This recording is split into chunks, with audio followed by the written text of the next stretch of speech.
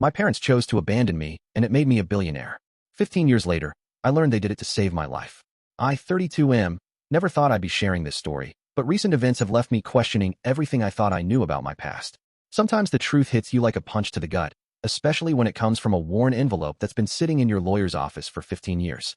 I run a successful tech company now, the kind that makes headlines and gets featured in those 30 under 30 lists. But 13 years ago, I was just a 19-year-old kid who came home from college to find an empty house. No note, no explanation, just silence and half-empty closets. My family, parents and younger sister, had vanished. The neighbors said they'd seen moving trucks early that morning, but nobody knew where they went. Their phones were disconnected. Email accounts deactivated. It was like they'd disappeared into thin air. I remember sitting on our front porch that night, trying to make sense of it all. Had I done something wrong? Was there some huge family secret I didn't know about? The police weren't much help.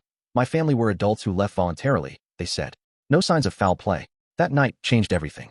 I dropped out of college, took what little money I had saved from my summer jobs, and threw myself into the only thing I knew how to do well, coding. Spent countless nights in a tiny studio apartment, surviving on ramen and energy drinks, building what would eventually become my company's flagship product. The anger fueled me. Every investor rejection, every failed prototype, every setback. I channeled it all into work. While other kids my age were partying or planning their careers, I was obsessed with proving something. To myself, to the world, but mostly to the family that abandoned me. It worked. By 25, my company had its first major breakthrough. By 28, we went public. The media loved the story, the self-made tech prodigy who built an empire from nothing. If they only knew the whole truth. I never stopped looking for them. Hired private investigators, ran background checks, followed every possible lead. Nothing. It was like they'd ceased to exist. Eventually, I convinced myself it was better this way. I built a new life, made new connections, even got engaged to someone who showed me what real family loyalty meant. Then last week, my lawyer called.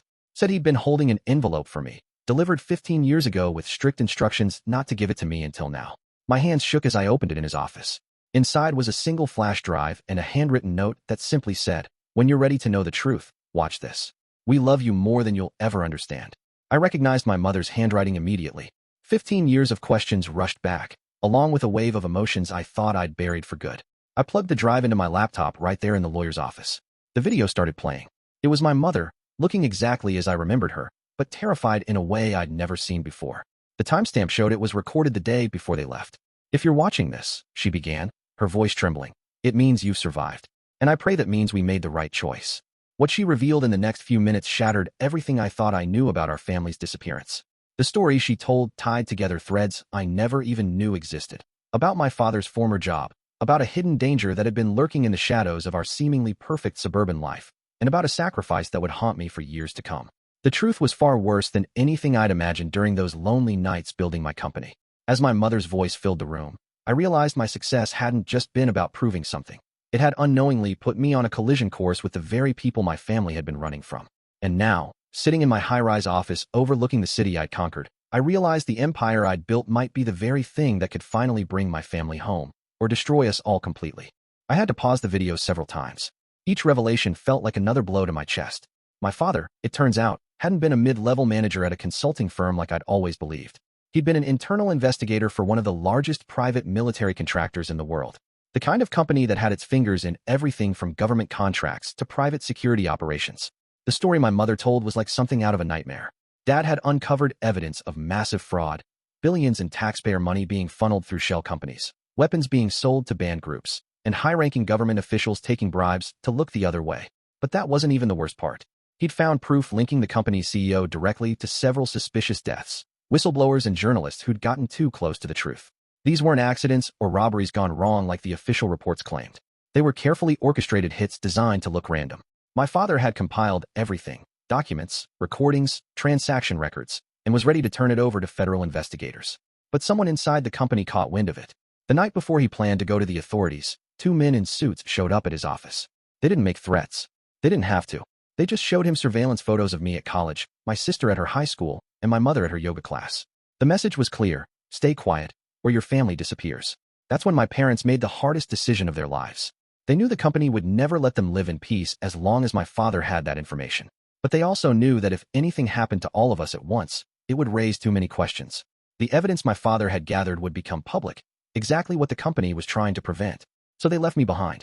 Made it look like a family falling apart, nothing suspicious. Figured that as long as I was in the public eye, living a normal life, the company wouldn't dare touch me. It would draw too much attention. My apparent abandonment was actually their way of protecting me. "We watched you from afar," my mother said in the video, wiping tears from her eyes. "Every news article about your company, every photo of you at industry events, they were like little messages telling us you were safe. Your success built you a shield we never could." The video ended with coordinates and a date, 3 days from now. A chance to finally reunite, now that the statute of limitations on the company's worst crimes had expired. The evidence my father had gathered was no longer legally actionable, which meant the danger had passed. Or so they thought. Here's where it gets complicated. 2 days ago, my company landed its biggest contract ever, a cybersecurity deal with none other than the same military contractor my father had investigated. The CEO who'd ordered those hits? He's retiring next month, and I'm supposed to speak at his farewell gala. They have no idea who I really am. No clue that the young tech executive they're welcoming into their fold is the son of the man they once threatened. The son who now has access to their most sensitive systems through the contract they just signed. My fiancée thinks I'm crazy for even considering going to the coordinates. "It could be a trap," she says. "If they're really your family, why not just come to you directly now that it's safe?" She might be right. 15 years is a long time. People change. Loyalties shift. But she doesn't understand what it's like to have this void in your life, this constant gnawing question of why. To build an entire identity around being the abandoned one, only to learn you were actually the protected one all along. I've spent the last hour staring at my laptop, looking at 2 different emails. The first is to my board of directors, outlining a plan to quietly kill the contract with the military contractor. Technical incompatibilities, resource constraints, the usual corporate excuses. The second is my resignation letter, effective immediately, along with instructions to my lawyers about where to send my assets if anything happens to me. The rational move would be to delete the resignation, send the first email, and pretend I never saw that flash drive. Keep building my empire, marry my fiancée, and leave the past buried where it belongs. That's what any sane person would do. But I keep thinking about that night 15 years ago, sitting on the porch of our empty house. How lost I felt. How alone. Now I finally have a chance to understand why. To maybe even have my family back. And the truth is, all the success, all the money, all the recognition, none of it filled the hole they left. My car's GPS is already programmed with the coordinates. The location is an old hiking trail about 6 hours from here, deep in national forest land. Isolated. Hard to surveil. Smart choice for a reunion that may or may not be walking into a trap. I should be terrified. Instead, I feel more alive than I have in years. The same energy that drove me to build my company is now pushing me toward what might be the biggest mistake, or the most important decision of my life. My fiancée is asleep upstairs. She doesn't know I'm down here in my home office, writing this. Doesn't know about the bug-out bag in my car trunk, or the satellite phone I bought that can't be easily traced. Doesn't know that when she wakes up tomorrow, she might find me gone, just like my family was all those years ago. The irony isn't lost on me. But sometimes, to fix the past, you have to repeat it. I'm writing this from a small diner just off the interstate, trying to make sense of the last 48 hours. My hands are still shaking, but I need to get this down while it's fresh. Need to explain why I made the choices I did.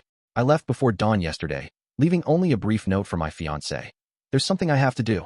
I'll explain everything when I get back. Trust me. Simple, probably not enough, but it was all I could manage. The drive was long and tense. Every car that stayed behind me too long, every helicopter overhead made my heart race. The coordinates led to a gravel parking lot at the trailhead, completely empty except for a blue SUV with rental plates. Smart, untraceable. The hiking trail wound up into dense forest. 20 minutes in, I spotted the marker my mother's video had mentioned, 3 notches in a pine tree, forming a triangle. The side trail was barely visible, just a deer path really, leading to a small clearing. And there they were. 15 years fell away in an instant. My mother's hair had gone gray, my father had lost weight, and my sister, God, she was a woman now, not the teenager I remembered. But their faces, their expressions, the way my mother's hands twisted together when she was nervous, it was all exactly the same. We stood there for a moment, just staring at each other. Then my mother broke first, rushing forward to hug me. The others followed, and suddenly we were all crying and laughing and trying to speak at once. But we didn't have time for a long reunion. My father quickly explained that they had to be careful. Even though the statute of limitations had expired on the company's crimes, there were people who might still want to tie up loose ends. Coming back now was a calculated risk. What they didn't know, couldn't have known, was about my company's new contract. When I told them, my father's face went pale. "You have to cancel it," he said. "The CEO might be retiring, but his son is taking over. And he's worse than his father ever was." That's when I told them my plan.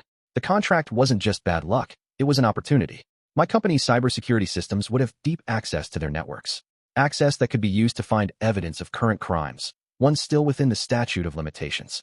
My sister, it turns out, had become a lawyer. She quickly outlined how we could do this legally, through proper channels, without putting anyone at risk. My father's old evidence combined with new proof could finally bring down the people who had destroyed our family. But my mother had another revelation. She'd been quietly investigating too, all these years. Working as a cleaner in the homes of company executives, gathering information. They're planning something big, she said. Something that makes the old weapons deals look like nothing. We spent hours comparing notes, building a timeline, connecting dots. My family hadn't just been hiding. They'd been preparing for this moment. Each of us had a piece of the puzzle. Together, we could finally make things right. As the sun started setting, we had to split up again. But this time was different. We had burner phones, secure emails, plans to meet again. This wasn't goodbye. It was just the beginning. I drove home through the night, my mind racing with everything we discussed. Walked into my house at dawn to find my fiancée sitting at the kitchen table, still in yesterday's clothes, looking worried and angry. I told her everything. All of it. Expected her to think I was crazy or tell me to let it go. Instead, she listened quietly, then asked one question. What do you need me to do? That's when I knew I'd made the right choice in trusting her. She spent the last hour helping me set up secure communications, using her background in corporate law to identify potential legal angles we hadn't considered. So here's where things stand now. Tomorrow, I go back to my company and start the process of documenting everything. My sister is preparing legal briefs. My parents are reaching out to trusted journalists who can break the story when the time comes. My fiancée is coordinating with her law firm's whistleblower protection team. The company thinks they're getting access to my tech. Instead, they're finally going to face justice for what they did, not just to my family, but to all the people they've hurt over the years. It's strange. For 15 years, I thought success was about proving something to the family that abandoned me. Turns out, it was about becoming someone who could help them finish what they started. This might blow up in our faces. Could lose my company, my reputation, maybe worse. But for the first time since I was 19, sitting on that empty porch, I feel whole again. I have my family back. And together, we're going to make things right. To anyone reading this, sometimes what looks like abandonment is actually protection. Sometimes an empire isn't built to fill a void, but to create a weapon.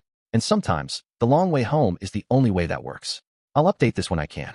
But if you don't hear from me for a while, know that I'm okay. I'm with family.